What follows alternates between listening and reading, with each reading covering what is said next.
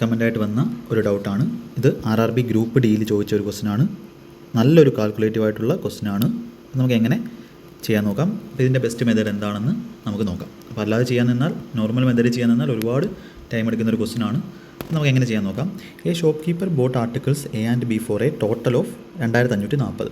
അപ്പോൾ രണ്ട് സാധനങ്ങളുണ്ട്, എയും ബിയും. അതിൻ്റെ ടോട്ടൽ കോസ്റ്റ് പ്രൈസ് 2540 he sold A at a gain of 15%. പേ എന്ന് പറയുന്ന സാധനം 15% ലാഭത്തിനും, sold B at a loss of 25%. രണ്ടാമത്തെ സാധനം 25% നഷ്ടത്തിനുമാണ് വിറ്റത്. The selling price of A was 109 more than that of B. അപ്പോൾ വിറ്റ പൈസയാണ്, സെല്ലിംഗ് പ്രൈസാണ്, കോസ്റ്റ് പ്രൈസ് അല്ല. സെല്ലിംഗ് പ്രൈസ്, എയുടെ സെല്ലിംഗ് പ്രൈസ് ബിയേക്കാളും 109 കൂടുതലാണെന്നാണ് പറയുന്നത്.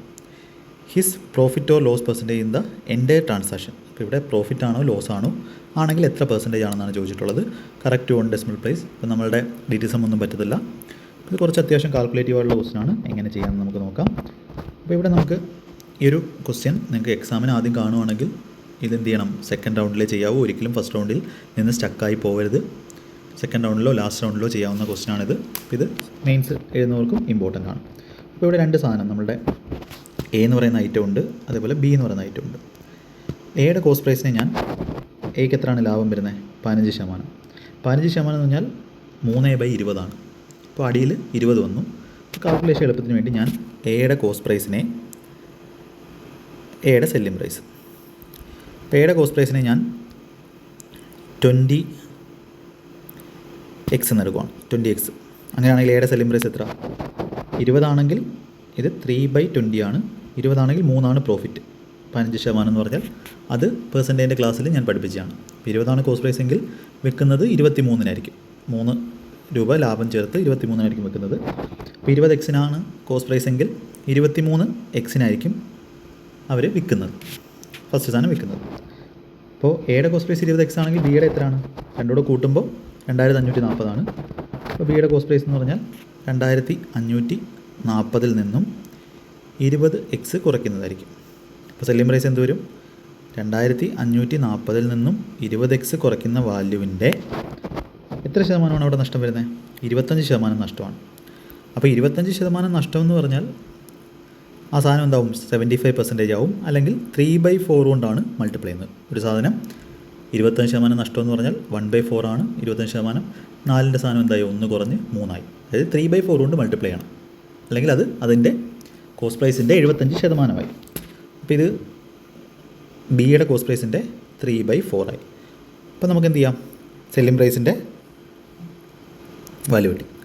ഇനി ഇതിൻ്റെ ഡിഫറൻസ് വേണം. ഇതിൻ്റെ ഡിഫറൻസ് എന്ന് പറഞ്ഞാൽ കാൽക്കുലേഷൻ സ്പീഡ് ഇല്ലാത്തവർക്ക് ഇത് ചെയ്യാൻ പറ്റില്ല. അവർ കാര്യം വിട്ടേരെ. കാൽക്കുലേഷൻ സ്പീഡ് വേണമെങ്കിൽ എന്ത് ചെയ്യണം എന്നുള്ളത് ചാനലിൽ വീഡിയോ ആയിട്ട് ചെയ്തിട്ടുണ്ട്. കാൽക്കുലേഷൻ സ്പീഡിൻ്റെ രഹസ്യം. അത് കാണുന്നവർ അത് കണ്ട് ഡെയിലി പ്രാക്ടീസ് ചെയ്താൽ ഇങ്ങനെയൊക്കെ ചെയ്യാൻ പറ്റും. 21x മൈനസ് 2540 3/4 കൊണ്ട് ഗുണിക്കണം. ഇപ്പോൾ ബൈ 4 കൊണ്ട് അത് ചെയ്യുമ്പോൾ 25/4 6 വന്നു. 14 4 3 വന്നു. 20 4 5 വന്നു. 635 ഗുണം 3, ഈ 3 കൊണ്ട് മൾട്ടിപ്ലൈ ചെയ്യുമ്പോൾ 635 ഗുണം 3 എത്ര വരും, 60. 600 ഗുണം 3 1800. 35 3 105. 1905 വന്നു. മൈനസ് ഇത് മൾട്ടിപ്ലൈ ചെയ്യപ്പോൾ നമുക്ക് 1905 വന്നു. ഇനി ഇവിടെ ഒരു മൈനസും ഈ മൈനസും ചേർന്ന് പ്ലസ് ആയി. Plus 20x × 3/4. അപ്പോൾ 4 കൊണ്ട് 20x മൾട്ടിപ്ലൈ ചെയ്യുമ്പോൾ 5x ആവും. 5x × 3 എന്ന് പറയുമ്പോൾ 15x ആവും. അപ്പോൾ 15x വന്നു. ഇതിൻ്റെ വാല്യൂ ആണ് നമുക്ക് കിട്ടിയത്. എത്രയാണ് തന്നിട്ടുള്ളത്, ക്വസ്റ്റ്യന് തന്നിട്ടുള്ളത് അവരുടെ സെല്ലിംഗ് പ്രൈസിൻ്റെ ഡിഫറൻസ് എത്രയാണ്, 109 ആണ്. അപ്പോൾ ഇതിൻ്റെ വാല്യൂ 109 ആണ്. ഇനി നമുക്ക് എന്ത് കണ്ടുപിടിക്കണം, എക്സിൻ്റെ വാല്യൂ ഇതിനകത്ത് കണ്ടുപിടിക്കണം. ഈ ക്വസ്റ്റ്യൻ ഇങ്ങനെ ചെയ്താലേ പറ്റത്തുള്ളൂ. ഇപ്പോൾ 23x നിന്ന് 15x കൂട്ടുവാണ്. അപ്പോൾ 38x വാല്യൂ നമുക്ക് കിട്ടും.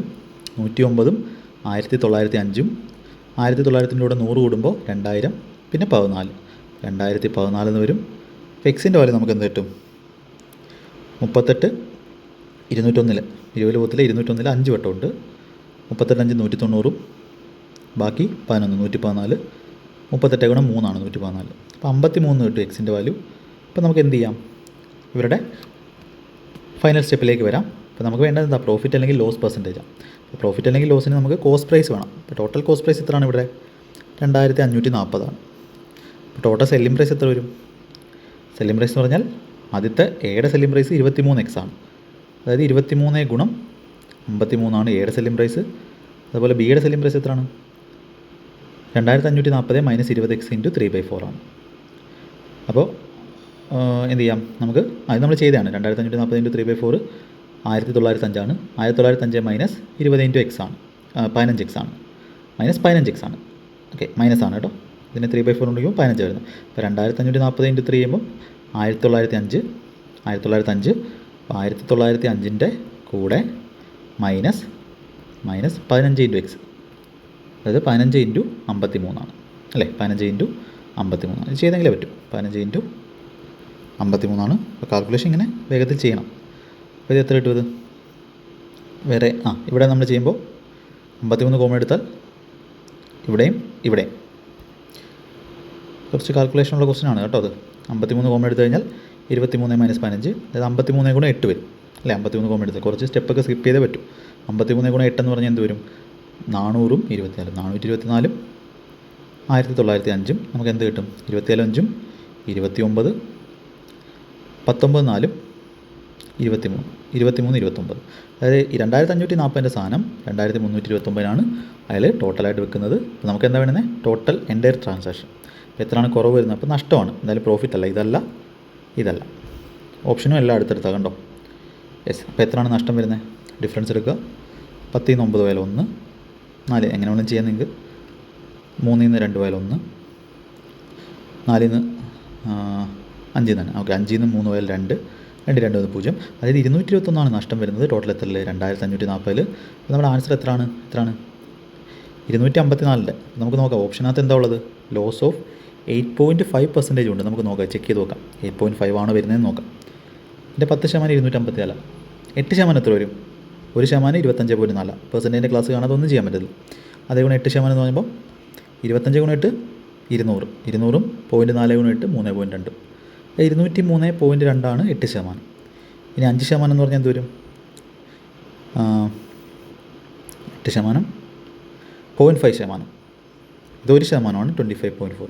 ഇനി എന്ത് വേണം 0.5 8.5 ആണ് 8.5% നമ്മൾ നോക്കുന്നത് ആണോ നോക്കാം അതല്ലെങ്കിൽ ആൻസർ 8.3 ആണ് 0.5 എന്ന് പറഞ്ഞാൽ എന്ത് വരും 25.4 ആണ് 1% അതിൻ്റെ പകുതി വേണം 12.2 അപ്പോൾ 12.2 കൂട്ടുമ്പോൾ എത്ര വരും ഇത് 0.4 കാൽക്കുലേഷനിലൊക്കെ മൈൻഡ് ചെയ്യാനുള്ളതാണ് മനസ്സിലാവാൻ വേണ്ടിയാണ് ഇങ്ങനെ പറയുന്നത് 0.4 15 2 215.4 വരും അതായത് 8.5 എടുക്കുമ്പോൾ എന്ത് വരും 215 പോകും അപ്പോൾ നമുക്ക് അത്രയില്ല നമുക്ക് 211 ഏകദേശം 4ൻ്റെ കുറവുണ്ട് അതിൻ്റെ അടുത്ത് എന്താണ് നമ്മുടെ ആൻസർ 8.3% ആണ് 8.3% എന്താണ് നഷ്ടമാണ് ലോസാണ് അപ്പോൾ ലോസ് ഓഫ് 8.3% ആയിരിക്കും അങ്ങനെയുള്ള ഓപ്ഷൻ ചെയ്തുകൊണ്ട് ഓപ്ഷൻ സി ആണ് അപ്പോൾ ഓപ്ഷൻ സി ആണ് ഈ ക്വസ്റ്റിൻ്റെ കറക്റ്റായിട്ടുള്ള ആൻസർ എന്ന് പറയുന്നത് നല്ലൊരു ക്വസ്റ്റ്യനാണ് ഈ സ്റ്റെപ്പുകൾ ശ്രദ്ധിച്ചോളാം ഇതെപ്പോഴും സ്ട്രൈക്ക് ചെയ്യണമെന്നില്ല ഇത് നമ്മൾ പെട്ടെന്ന് ചെയ്ത് പോകുമ്പോൾ ഇത് ശ്രദ്ധിക്കത്തില്ല പക്ഷേ ഇതിൻ്റെ ഈ ഒരു മെത്തേഡ് അല്ലാതെ നമ്മൾ ഡയറക്റ്റായിട്ട് കണ്ടുപിടിക്കാൻ ഇക്വേഷനൊക്കെ എഴുതി കണ്ടുപിടിക്കാൻ നിന്നാൽ ഒരുപാട് ടൈം എടുക്കും അപ്പോൾ ഇവിടെ ഈ ഒരു സ്റ്റെപ്പുകൾ ശ്രദ്ധിക്കാം എന്തുകൊണ്ടാണ് 20 എക്സസൈസ് എല്ലാവർക്കും ചെയ്യാൻ പറ്റുന്ന ക്വസ്റ്റ്യൻ അല്ല